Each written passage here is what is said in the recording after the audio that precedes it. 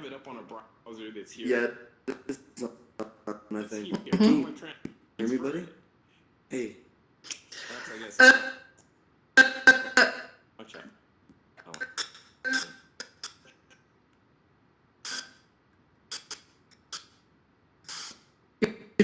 Just you'll to type it in.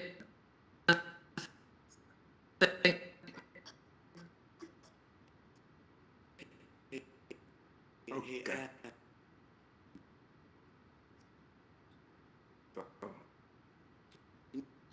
I'll type that in. Give me 1 second.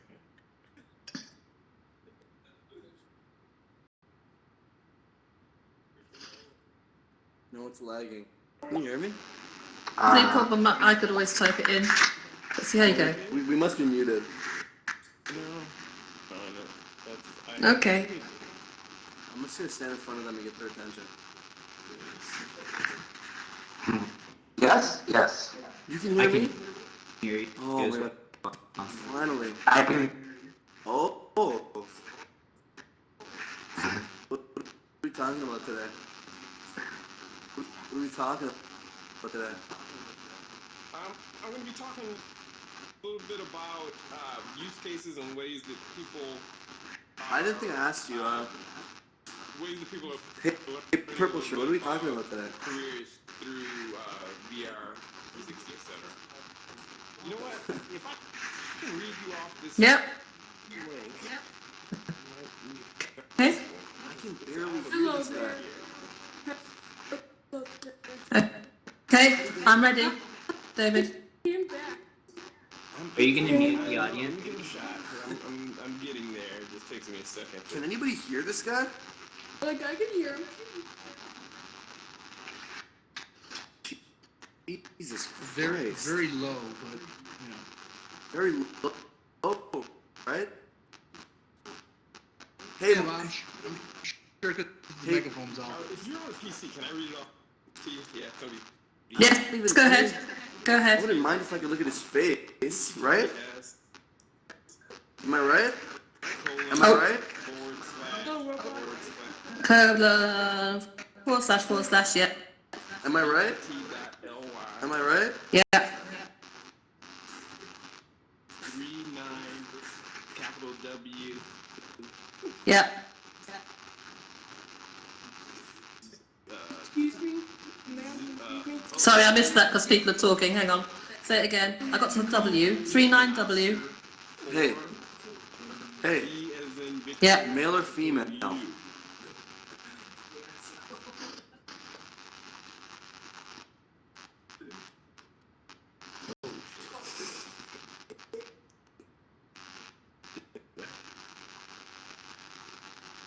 Oh, got unmuted. Okay, I see a grey screen at the moment, but something changed.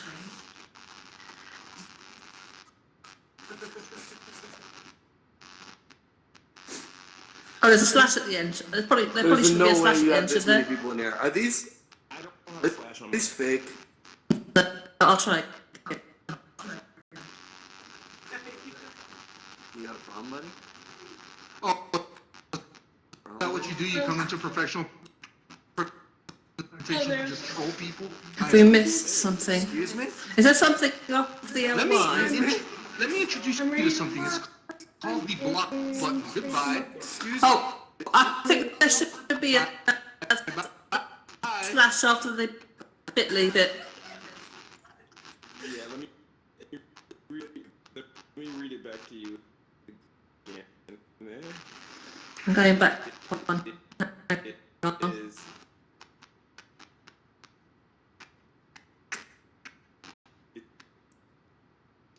He's still here. There you go. Oh no, it's not. .ly. Carry on. U as in. Look.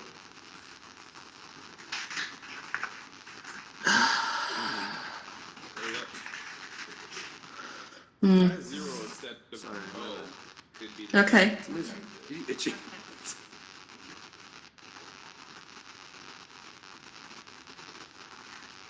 Okay, so male or female? No.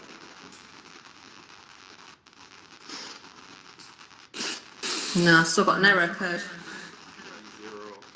4, E, capital U. Could be case sensitive. So 39. Wet Willie incoming. Okay. Hang on. Capital W. Small O. O. 4, Yep. Yep. V. And then Yep. capital Yep. U.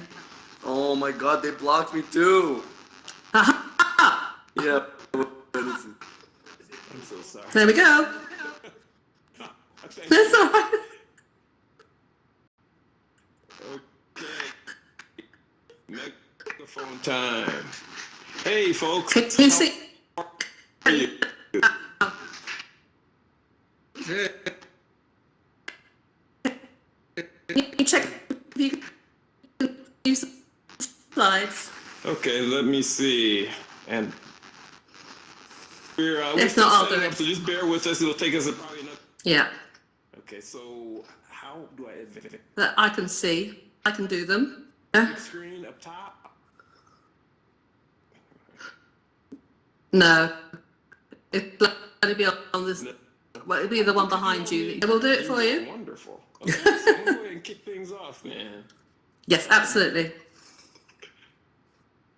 So hey, folks, thanks for coming in. Sorry for the little change, but my name is David Grandison. I am a VR producer, filmmaker, instructional technologist, and I've been creating in VR probably in the post Second Life phase for about 5 years, but let's advance to the next slide.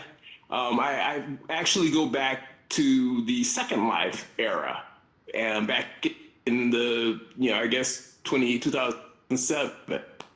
But, again, I specialize in creating ways. I want to empower people to really be able to tell their own stories and tell their own stories.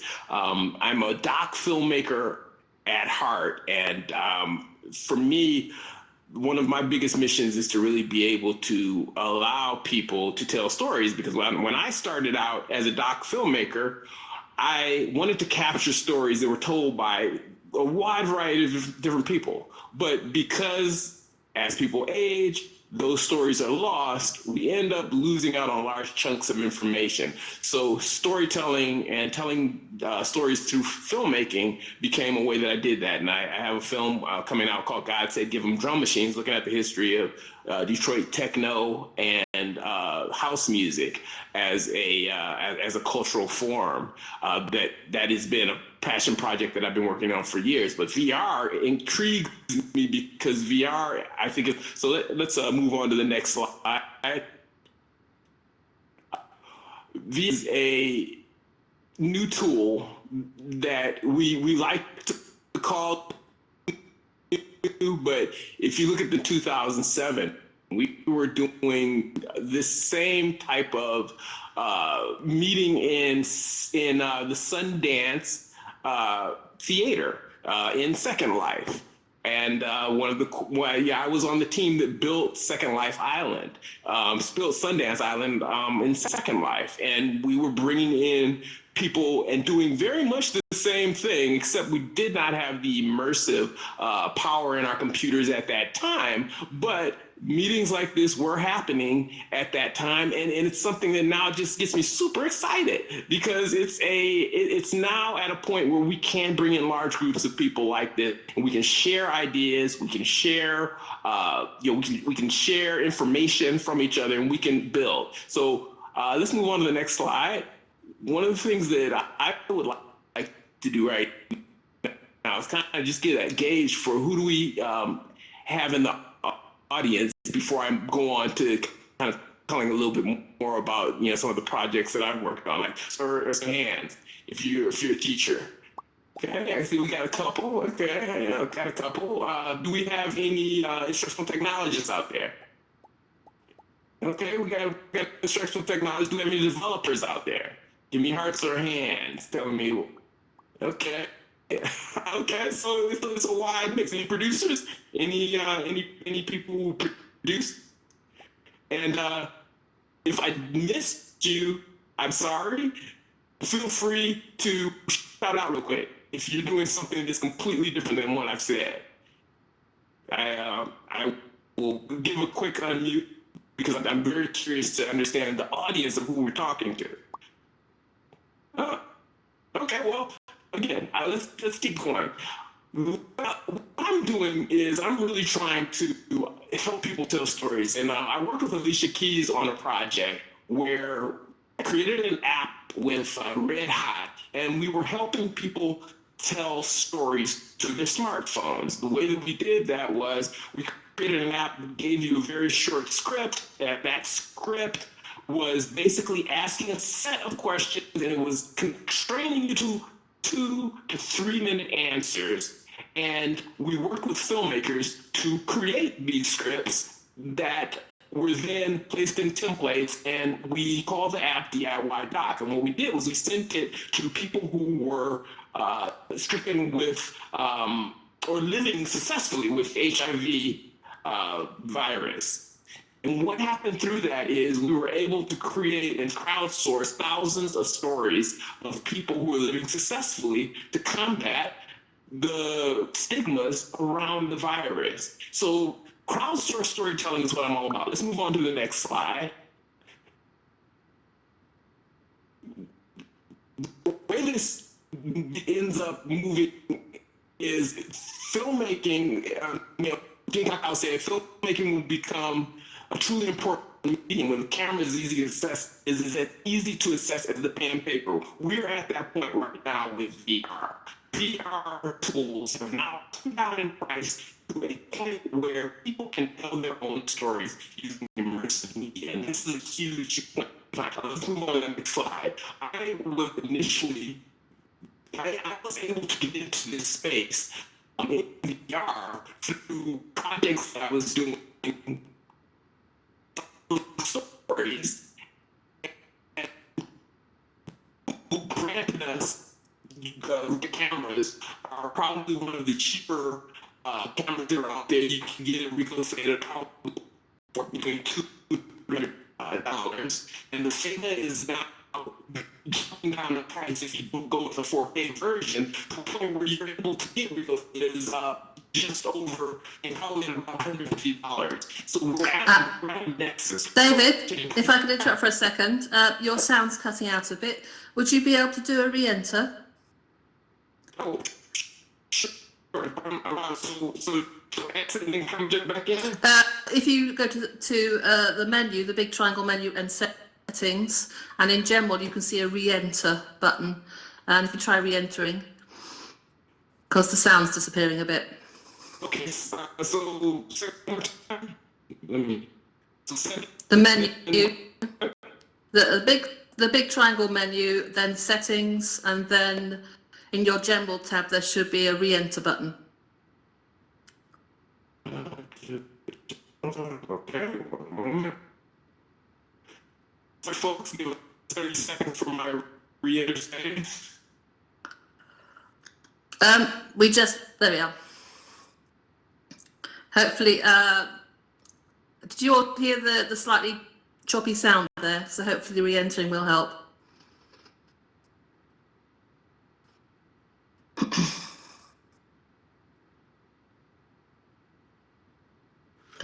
Hey, That's better. I'm back.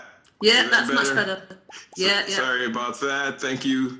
And let's jump past that slide and move on because There you go. so as I was saying,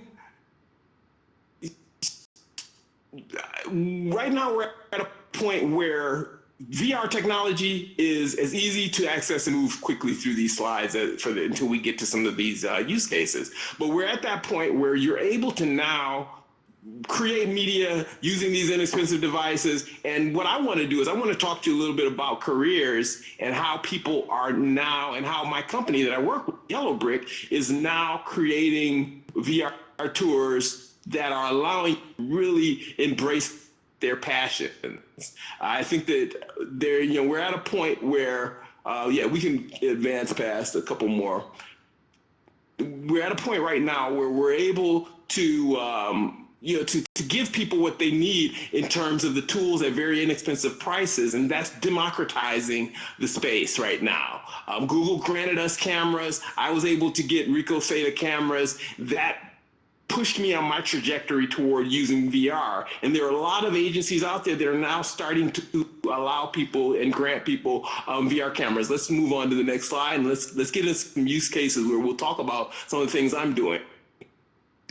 The current project is I have a website called Music Origins, and I'm teaching young people to create stories using the app that I created, and also VR cameras, allowing them to tell stories, allowing them to create and capture stories that are helping them to learn about careers that they could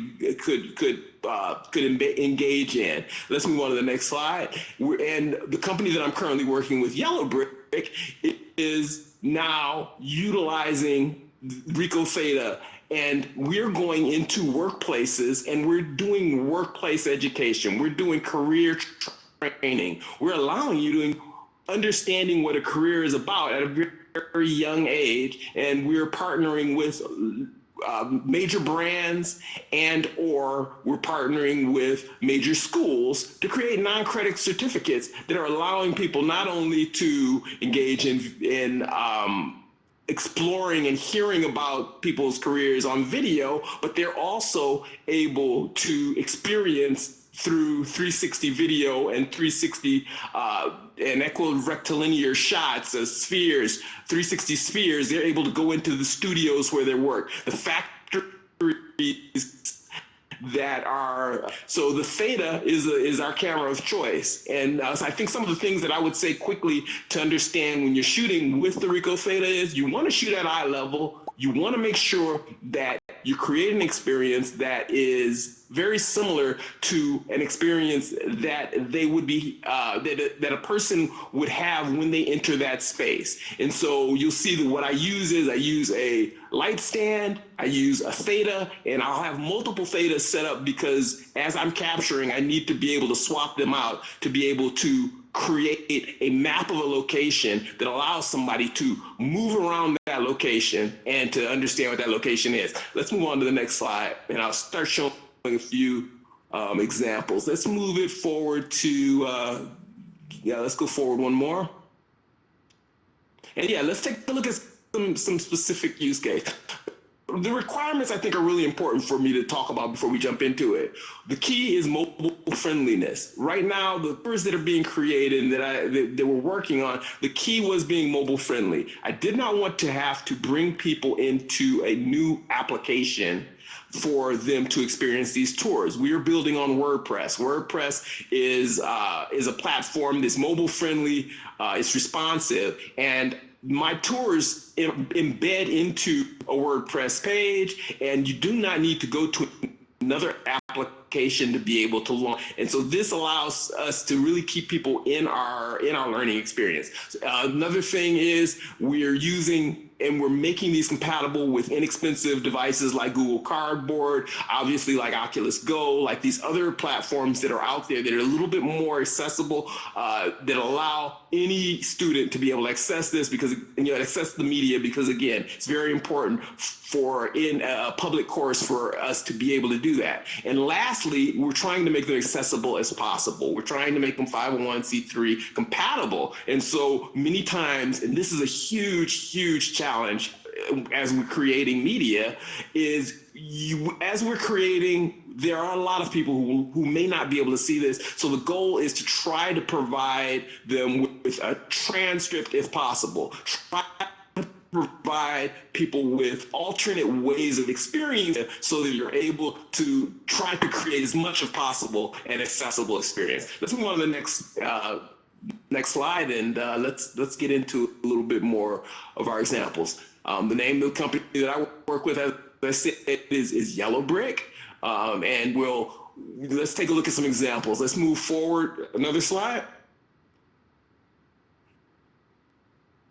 and let's go forward one more time. We'll talk about the tours as we look at them. Let's move a little bit further. We've already kind of gone through all of this. And one more. So here's an example of one of the tours that we created. Bob Power is, I don't know if people readily, but he's a multi-Grammy award-winning producer who worked with groups like Tribe Called Quest, worked with groups like people like Shaka Khan, worked with people like Michelle Ndegeocello. He's a incredible music personality and engineer. And what we were able to do was we shot 360 video of Bob in the studio, and because of the 360 nature, we were able to literally take you through how to utilize a classic Neve recording console, and he took you through each part of the console and allowed students to really get a deep understanding of what the console was about if they were trying to become professionals in the music business. The course that I created this for was a course called Music Industry Essentials. So the goal of this course was not to make you an engineer, but to show you the various career paths that were out there. And if you choose to go deep on engineering, you can. But the goal is allowing somebody to really see exactly what an engineer does, experience what an engineer does, and to hear from an expert, and as though you're sitting next to that expert in a very intimate setting, and allow you to do that. And so you can jump to the next slide. That's a picture of our interface that we provide these experiences in. And I think that something that was really, really compelling to me was I have had a lot of students who were musicians, but always felt like they could not touch the console. They would let the engineer do that. Bob allowed them to feel as though they were able to actually understand it enough to actually use that console and so they're moving from being in the isolation booth to coming and really engaging with what the console was all about. And he, again, it was an incredible change that I felt in shooting this in a 360 format. Let's jump on to the next slide. We've taken tours and provided tours of the studios. One of the projects that we create to allow students to get engaged in the life of a musician and understanding their career path was being able to visit various studios, and then they're challenged to create their own ideal studio. So we took them to this studio called Outlier Studios. Outlier Studio is in upstate New York.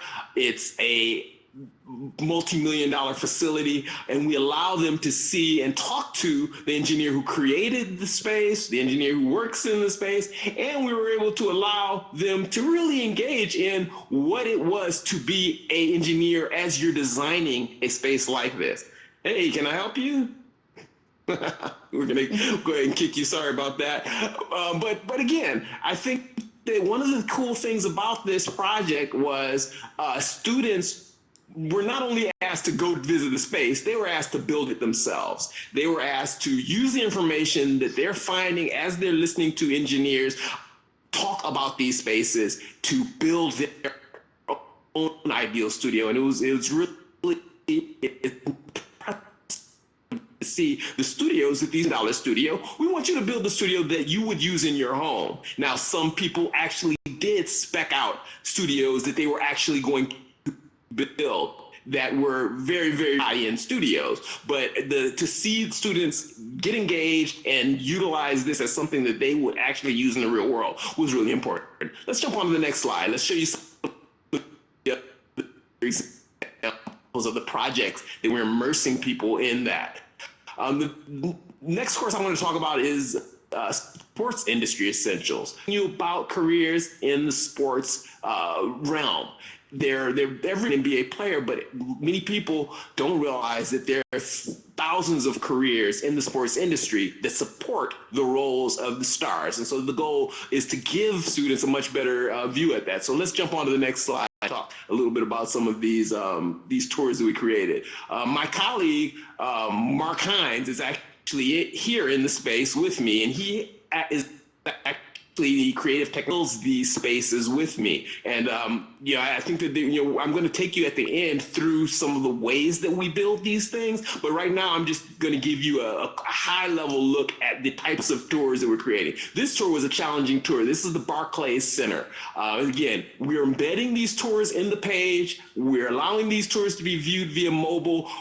With these tours, you're able to engage and view them via Google Cardboard, using a stereoscopic view, but you're also able to use the accelerometer on the camera, or the gyroscope on the camera, to turn around and view them on your mobile phone, on a device that is a smartphone. And so it's allowing people to experience what the VR is. And if they want to go deeper, they can find a headset and immerse themselves deeper in that experience. But let's jump to the next slide and take a look at what we did with the Barclays Arena. Again, I apologize for the low-res version of that picture, but here's a shot of the Oculus, a large wrapping screen that is used to advertise within the space. What we're doing is we're allowing you to look at that. Look at what the Oculus is, but the goal of this project was to place yourself into the space and the role of a person who is selling marketing in the arena. How would you use that Oculus? How would you use the vinyl wrap that is on that front window? And we're asking students to really create a pitch as to how they would go to a brand and say, hey, this is how I would market your brand in Barclays Arena. And we did a tour of the entire arena so that students were able to go through, and we had an expert who was providing a narrative track where, as you're walking through the arena, we had an expert from Barclays explaining every single marketing object that's used in the space and explaining to you the fact that they're able to track engagement by everything from the noise levels to the stomps of the people on the ground, the stomps of the vibrations that are happening in the arena. And we're able to show them that there are thousands of points at which you're able to market in this arena, and they're all at different prices. And so, again, giving real world experience, giving you the ability to dive into this in an immersive way and to create a real world project out of it. Let's jump on to the next slide. Let's look at another example. Here's an example of a marketing activation that was in that arena. Honda, multiple touch points that allow them to understand that the iPad that you see there is providing a certain type of information, trying to pull you into the booth. They want you to get into the car. And we allow students to see that, and then we ask them to replicate that and come up with their own ideas for their own marketing pitch. Let's jump on to the next one.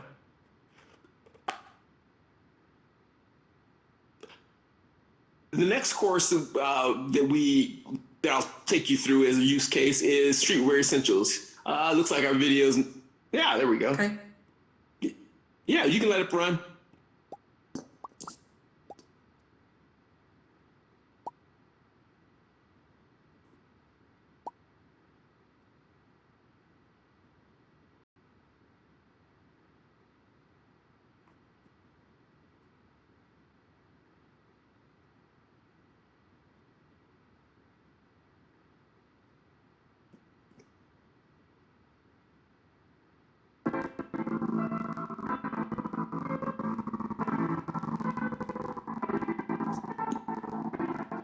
Streetwear to me, it's breaking rules.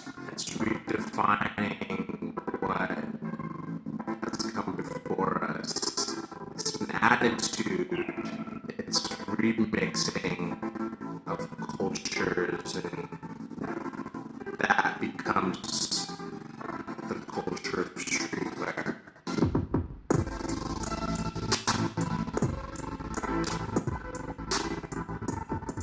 So that was a trailer for our Streetwear Essentials course. This, of course, is in production right now. And it's a course that's allowing you to look at the roles that are in the streetwear industry. And again, we're not just focusing on the designer. The designer's the star. He's the NBA player. You probably won't be able to get into that role easily.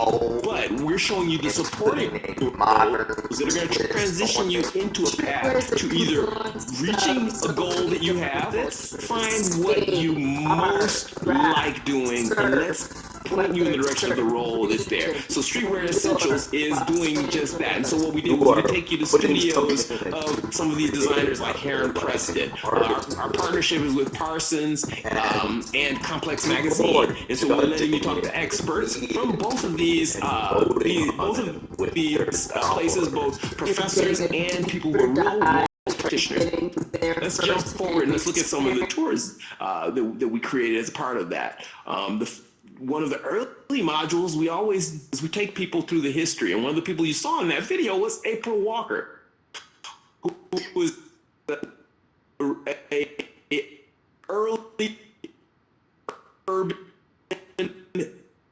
designer. Pictures, and let's jump to the next slide, of people that she's dressed and she's styled, and each of these images you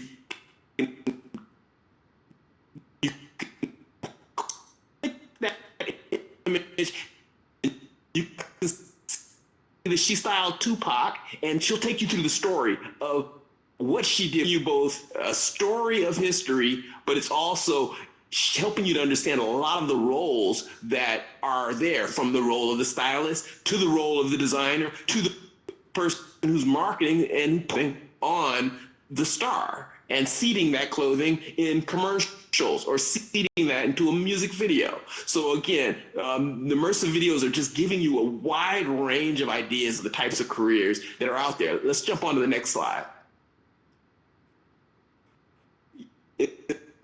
Sneaker Industry Essentials is another one of the first courses that I created with Yellowbrick. And the Sneaker Industry Essentials Weekly Essential course is letting you understand a little bit about the sneaker industry and taking you through the process of doing case studies on sneakers, own sneaker, and going from marketing to actually creating sneaker media, which is a huge part of the sneaker industry, like most industries. So as a part of that, we took you on a tour. In this case, this is a tour of the Brooklyn Shoe Factory. And so this is a place where sneakers are actually created. So we're taking them in there. Let's jump to the next slide. And you're able to see the machinery that is used to make a sneaker. And this is providing students with a basic understanding of the that they may not get anywhere else. There's sneaker designers that I've met who work for the big brands, people who take a course like this, that most people won't have when they walk into an interview. 3 brands, Adidas, Puma, jargon. It helps them to understand technology that's used in the industry and why certain sneakers are built in certain ways and the various constraints. And so you see here an example of some of the types of devices that are used, a high post sewing machine, and you click the info buttons and you'll see that on the right hand side we're giving you a description of what the high post sewing machine is and giving you how it's used to make a sneaker, which is the most important part of that. Let's take a quick break. And does anybody have any questions? I know I've been going for a while, but I'd like to answer any questions on what we've talked about so far. Okay, I can put up. Okay, I can put up the participation panel so people can press to do a question. Let me ask before we get too deep. Let's answer a quick question. Yeah, it's Thomas. Somebody has Did you already. have a question? Let's see if he's put his. He has. 1 second. Is it? Mm-hmm. Thank you. Connected to megaphone. Thomas, you may ask a question. Great. So really glad to see this presentation. It's fantastic. I've been asking this question in a number of venues, in a number of conferences, and in a number of talks here in VR. Which I'm really interested in, which is you're talking about a lot, which is this relationship between the technology and the people. And I really like how throughout your presentation you're telling the story of the people, maybe who it's for, or maybe how people can benefit from the projects that you're doing. One thing that I'm wondering about that I was hoping you could speak a bit about is what people's reactions are to these projects, and based on these reactions, what your kind of jumping off points are from those. I know that's a very broad question, but I'm curious to hear how people are reacting to these projects.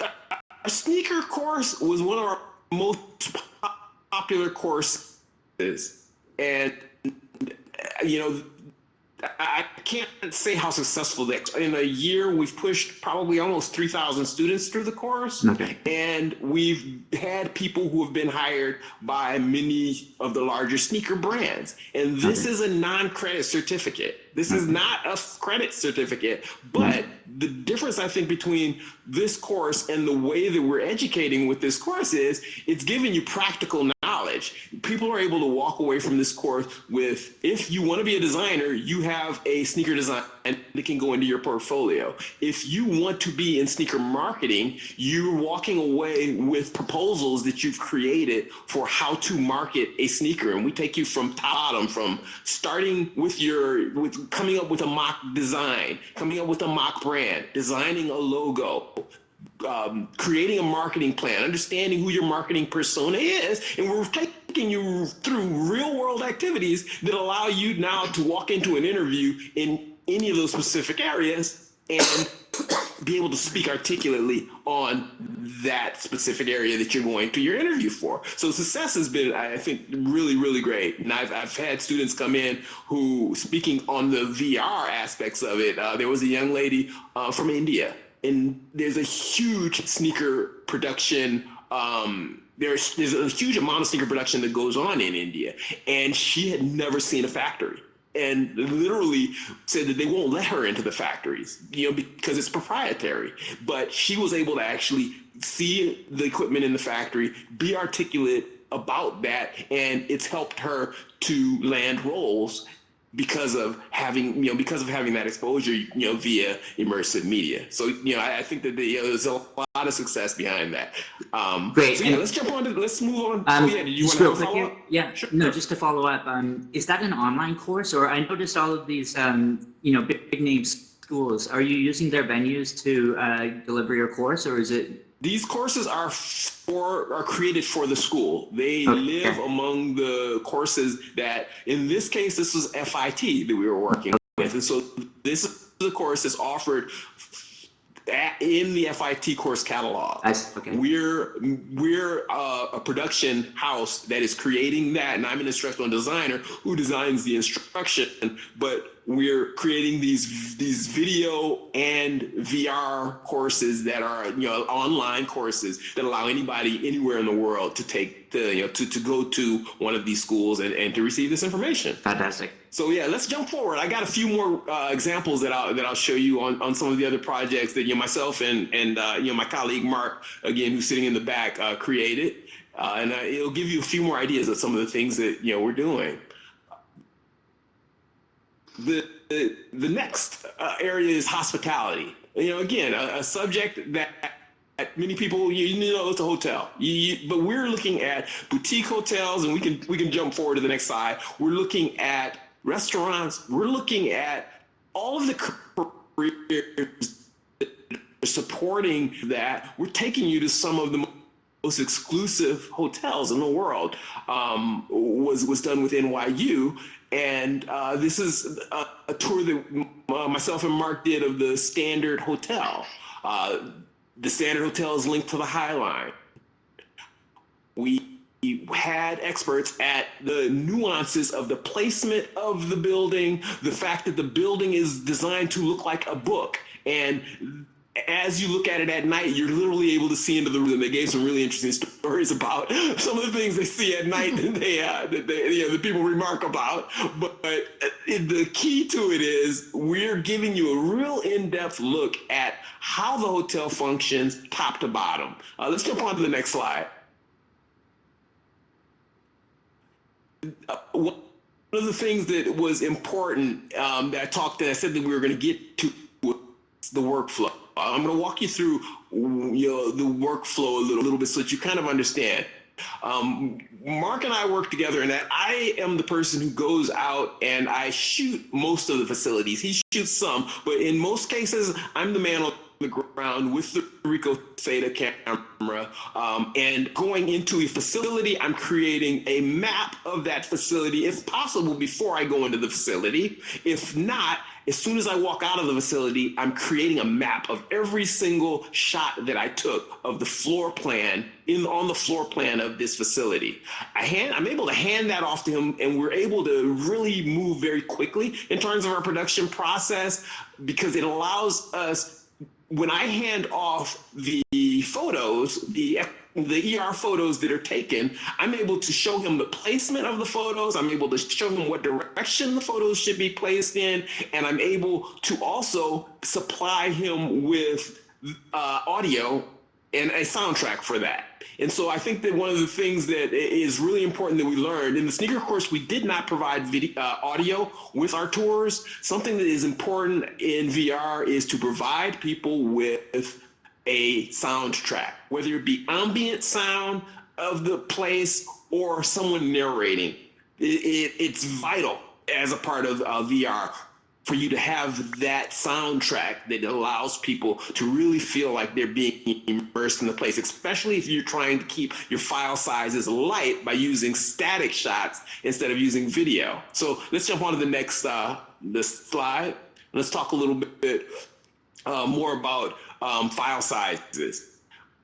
We try to keep all of the file sizes below 200 megabytes. And that's hard. And we've tried integrating video as part of these tours, and it bloats the file size, and we miss our limit of 200 megabytes. And so it's very important for things to be mobile friendly, as you all know, for us to keep our file sizes low. And so 200 megabytes is about where we come out. And again, for it to be able to play on Google Cardboard devices and mobile phones, you need the ability to allow it to load very, very quickly. And again, the challenge we ran into whenever we embedded video into the actual tour, it bloated the size and caused that load time to expand. And so we stopped doing that fairly recently. But what we do is we create 360 video experiences that are launched into YouTube. And normally I don't like people to leave our LMS to be able to experience,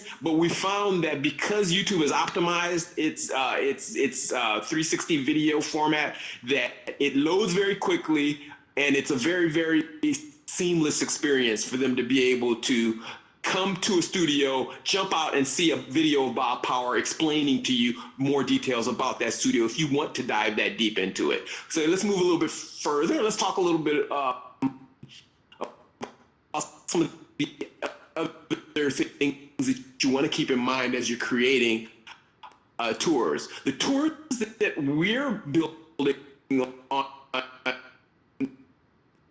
the tools that we're building on is a tool, Pano 2 VR. Is after Mark here, Pano 2 VR really gave us a toolkit that really allowed us to work with both still 360 photos and to integrate video when we wanted to. It allowed us to create the pop-ups, the call-outs with information. It allows us to pop up actual sound files. It allows us to create a ambient bed of sound, and it really kit that we like. I think that eventually I'm going to want to move to some of these other tools. There's Wanda VR, which I really love. It's a great tool because it allows you to embed assessments within that space. So instead of me giving an assessment that is on a page, I'm able to literally have a question that's asked within the space, and Warp VR are doing. But the challenge is Warp is video only. Wanda allows you to mix video and immersive still shots, but they both require a separate app. And that was a non-starter for us because we really want to keep people in the LMS when they're learning. We want to keep them engaged in the actual LMS experience that we have. But eventually, I think we might be able to go. TourMake is the Google product right now that allows you to build out these tours as well. So I can't leave that out.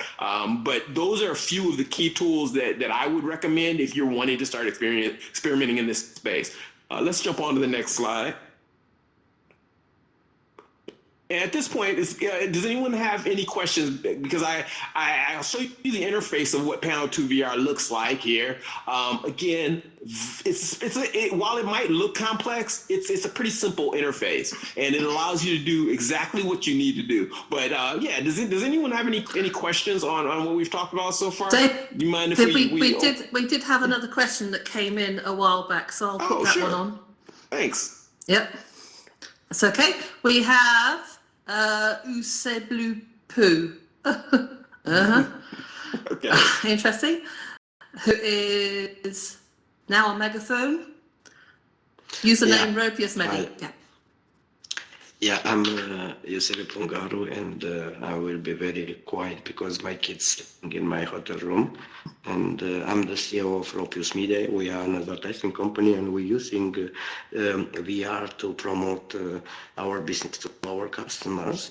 And I'm very interested about Panel 2 VR, how much costs the license, and which are the minimum requirement as hardware to see the fluent three-dimensional words to satisfy our customers' request. Thank you. That's a great question. Panel 2 VR, one of the great things about it is it's only about $300 for your license. In terms of system requirements, I couldn't tell you that right off the top of my head, but we use it on laptops. I'm using a Mac Pro, but again, I'm able to take this into the field and do any work I need to do on a laptop very easily. So yeah, I think that it's able to, you can launch it on a fairly sparse platform. I've used it on MacBook Airs as well as on a MacBook Pro. So yeah, you're able to use it on a wide variety of platforms. So that's a great question. Yeah, let's jump on to the next slide. I'm going to talk you through a couple more parts of our interface, and if you have another question, if there's another question, please stop me. His hand if they want to ask a question. That's fine. Okay, so They press the right button. here is a challenge that as we get to the end of this project. One of the things that I wanted to do in this tour was I wanted to be able to show some examples of the equirectilinear stills that we create, and I was able to work with Project 8 VR from the Hive, and what he did was he created a prototype of a way that you can bring spheres into an environment like this. And so what he did was he utilized spheres, and he inverted the images inside the spheres so that you can walk into the sphere and see the shot of the room that you're in. And I thought it was a brilliant idea for ways that we can bring people into these types of spaces and allow them to see this. I know AltSpace also has the ability to create skyboxes, and equirectilinear shots can be loaded into a skybox. But again, it gives you one room, and sometimes I need to be able to show multiple rooms or multiple studios or multiple factories. And this was a solution that we came up with to be able to do that. So yeah, and do we have any other questions? I'll at this Not point, currently. I wanted to open it up to anyone else. If I would also say, I don't know, Mark, are you still here with us? Because I'd like to see if he has something he'd like to add that I left out. This is your opportunity, Mark. Mark, if you want to And press I think the raise hand button bottom right, I can then put your megaphone. I'm looking out.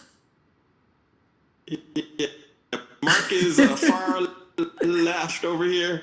I think we lost him. Okay. But let's move on to the next slide, and I'll kind of talk through the end of our process. One of the things that we do as a part of these tours, and again, I think the biggest lesson learned for me was, one, audio is important.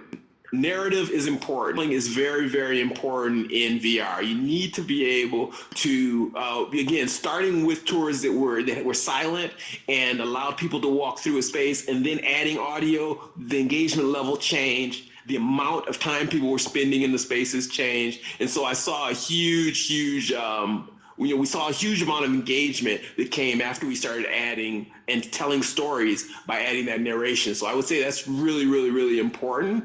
I would say that in general, keeping your shots at eye level is another big takeaway, a lesson learned, because we did, when we first started, we shot some shots that were sometimes low waist height, and it's not natural. People don't feel like they're in space if they're at waist height. But if you put it at eye, if you are taking your shots with a light stand, and that light stand is at about eye level, that is what I feel is the most realistic way to create these immersive types of tours. I think that, again, file size for me is a huge consideration. I know everybody wants to shoot 4K, and 4K is beautiful, it's gorgeous, but it will crash a mobile phone. And for me, I want to democratize this space. I want anyone to be able to access these videos if they're on a slow bandwidth connection in a third world country, or if they're in New York and they're on a 5G connection. I want them to be able to experience both of these things in the same way. So we feel it's really important that we keep these file sizes at a reasonable level, but we do allow you to experience 360 video if you choose to, but we do that by utilizing the power of Vimeo, YouTube, and these streaming services are able to optimize the file sizes. You can see examples of the work that I do on the musicorigins.org page. Geolocated VR is the page that I have some old examples of my company. I don't ever get to update it. Mark and I don't update it as much as we would like to, but you can see some examples of some of the work that we do, some of the tours that we do. Mark does a wide variety of work with musicians. He's a musician, and so he does work with Sanford Biggers, a performance artist, and he's got some examples of some things up on the Geolocated VR site. And I'm going to get some tours up in that space as well very soon. So yeah, take a look at those spaces. Are there any other questions? I think we now have a question from your friend, actually, Marksman. I think is that him? Marksman. Yeah, Marksman. I shall put him. He is on megaphone now. Marksman, feel free. Hello? You with us, Mark? Has he muted himself again? I'll try again. Okay. Oh, right, Marksman, you're on megaphone. Hello, am I? Hello. Yes, you are. No, I actually didn't have a question or a comment, but I was on, and then you said, man. Tell them what you do. Hey, guys. Hey, I'm Mark. I'm Mark Hines, the Marksman. I do a lot of things, but David actually is the one that has sucked me into all this VR stuff, and I'm so thankful for him to have kept me on the edge and forward with this. I wouldn't be in this whole experience if it weren't for David, and it's been really eye-opening and mind-opening to be in a series of these rooms throughout the day today. I feel really late as it relates to being in this particular space, but at the same time, I think some of the work we've been doing for a long time is pretty forward, and it's exciting to be a part of all of it. Hey, thanks, man. Again, I couldn't do this work without you. The team, everybody knows that we work as teams and we collaborate as teams, and so we have to have all the parts of the team, or we're not able to do this. So, in general, I think that we're at the end of our presentation. Are there any other questions Anyone else want to ask any question at all? Feel free. I think we got a wrap. And thank you so much, Yeah. my host and moderator. Thank you for your help. That's all right. Could not do this without you. But yeah, thanks so much, people, for coming out. And yeah, please feel free to visit us. If you jump to the next slide, my contact info is there if anybody would like to follow up and definitely friend myself and Mark. We need more friends in alt space. So yeah, Discord Absolutely. is I'm gonna the do that grand. right now. Right now, David. I'm gonna friend you. There Thank you. And yeah, you can drop me an email anytime, and yeah, we'll continue the network. Absolutely. Sorry for leaping forward there. Sometimes it's tricky when you're coming off Google Slides. Thank I you. want to say a big thank you to our wonderful speaker. I'm a singing teacher, and I just love his lyrical, flowing delivery. I love voices. So can we give a very... I just love it. Thank you so much. I just love it. Thank Can you we give so thanks much. and everything for David and his fantastic talk and his fantastic presentation. Thank you very much, David. Thanks. We do have a... Yeah, there's no other speaker in this space now. There's lots of other events you can go and visit. So please do check the schedule in Outspace. There is a social space, David. I don't know whether you want to go to that social space. If anybody wants to follow you and have a little chat, I'll go there with you as well at the moment because I'm free. I'm Hooray. going the wrong way. But what we do, you're going the wrong way. So if we go out of this space to the back, I'm going to go there now, and there is a globe and a portal, and we can actually take, absolutely, we'll take the portal, and anybody else who wants to follow us, please feel free to come and follow us. This event is actually finishing in 4 minutes. So we're going to go this way, out the door. Is that my friend? Hello. Thank you. We better take ourselves off megaphone as well, probably. And through the portal.